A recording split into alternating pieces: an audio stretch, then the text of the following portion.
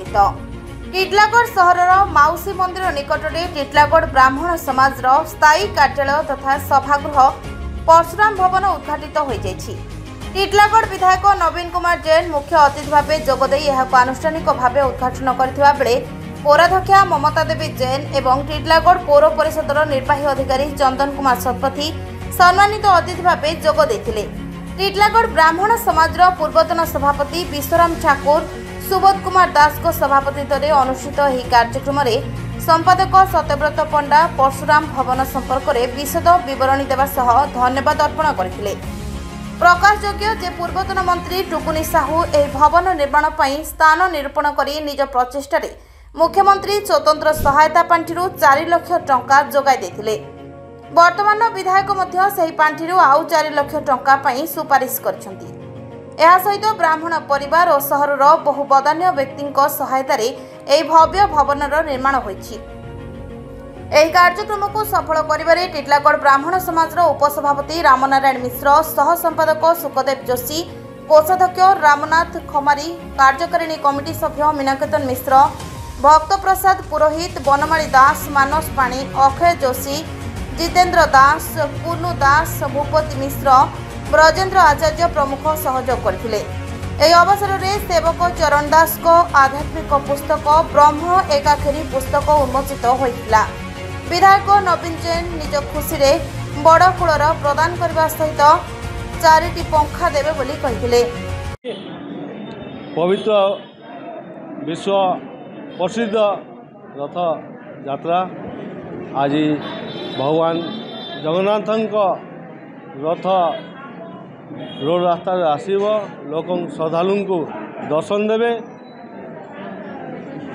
आज मु टिटलागढ़ सुजोग पाइली परशुराम भवन उद्घाटन है।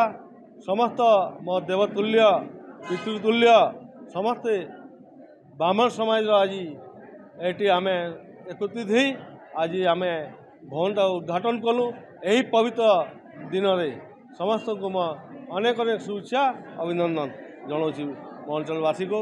भगवान करूँ आम अंचल चाष बहुत भल हो एवं आम अंचल लोक सदाले निरोग रहूँ। भगवान ठाकुर थाए सदाले मुझे निवेदन करछि आ कोटि कोटि प्रणाम करछि ठाकुर को कि आम अंचल वातावरणटा भल हो आ लोक खुशी रहूँ। से भगवान जगन्नाथ पारे मुझे कोटि कोटि नमन कर मुझे धन्यवाद। टिटलागढ़ ब्राह्मण समाज 27 वर्षर जो स्वप्नर परिकल्पना परशुराम भवन शुभ उद्घाटन होइछि। आमर मान्यवर टिटलागढ़ विधायक श्री नवीन कुमार जैन ताको उद्घाटन करिसेंती। एहा तार सहित आमर जो पूर्व सरकार थिले मान्यवर मंत्री श्रीमती टुकुनी साहू से मुख्यमंत्री स्वतंत्र सहायता पांठिरु 4 लाख टंका से अनुदान देइथिले ए ब्राह्मण समाज पई एवं तांकरी स्थान निरूपण कले एवं जो कार्य कले ताको त्वरान्वित कले वर्तमान विधायक एवं आमर जो ब्राह्मण समाज कर्मकर्ता तार सहित आमर जो टिटलागढ़ बदान्य व्यक्ति समस्त प्रचेषा आज आमर स्वप्नर परिकल्पना टिटलागढ़ ब्राह्मण समाज एक स्थायी सभागृह परशुराम भवन शुभ उद्घाटन होइछि।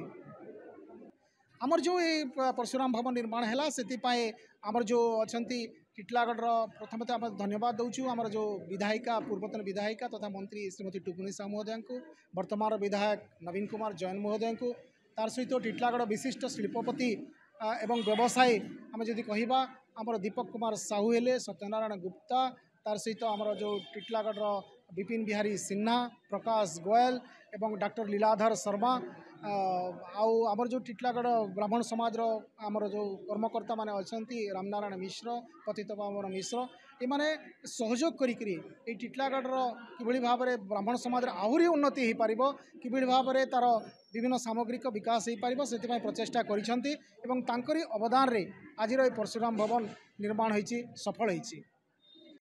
आज यही पवित्र रथयात्रा उपलक्षे आम टिटलागढ़ ब्राह्मण समाज तरफ परशुराम भवन उद्घाटित होईछि एवं दीर्घ 27 वर्ष है जो ब्राह्मण माने आशा करी रखिथिले जे आमर गोटे भवन तैयारी हेबा पई ताहा आज आमर भवन निर्माण होई आमर मान्यवर विधायक उद्घाटन करिसेंती एवं एही कार्यक्रम रे आमर 150 रु 200 ब्राह्मण परिवार आसी ए कार्यक्रम उपस्थित रही यह कार्यक्रम को सफल मंडित कर ब्राह्मण समाज तरफ समस्त को धन्यवाद ज्ञापन करुच्ची आंतरिक सहित। टिटलागढ़ संवाददाता शशांक शेखर पट्टनायक सहित संतोष कुमार पट्टनायक रिपोर्ट श्रीक्षेत्र लाइव।